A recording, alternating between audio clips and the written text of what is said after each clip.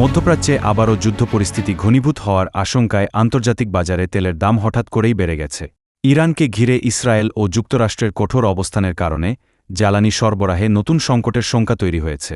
এই উত্তেজনার জেরে আন্তর্জাতিক বাজারে অপরিশোধিত জ্বালানি তেলের দাম দ্রুত বেড়েছে। সোমবার ১১ মে জুন ডেলিভারির জন্য মার্কিন অপরিশোধিত তেলের দাম বেড়ে ব্যারেল প্রতি পৌঁছেছে $95.42, আর ব্রেন্ট ক্রুডের দাম দাঁড়িয়েছে $104.49। এক সাক্ষাৎকারে নেতানিয়াহু বলেন, ইরানের পারমাণবিক উপকরণ সরিয়ে নিতে হবে, সমৃদ্ধকরণ কেন্দ্র ধ্বংস করতে হবে। এখনও অনেক কাজ বাকি।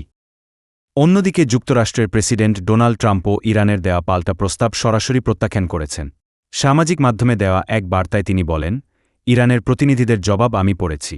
এটা সম্পূর্ণ অগ্রহণযোগ্য। বিশ্লেষকদের মতে, যুক্তরাষ্ট্র ও ইরানের মধ্যে সমঝোতা না হলে তেলের বাজারে আরও অস্থিরতা তৈরি হতে পারে। বিশেষ করে হরমুজ প্রণালী ঘিরে অনিশ্চয়তা পরিস্থিতিকে আরও জটিল করে তুলছে।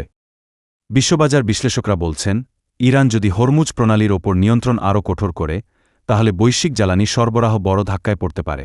এতে তেলের দাম আরও বাড়ার আশঙ্কা রয়েছে।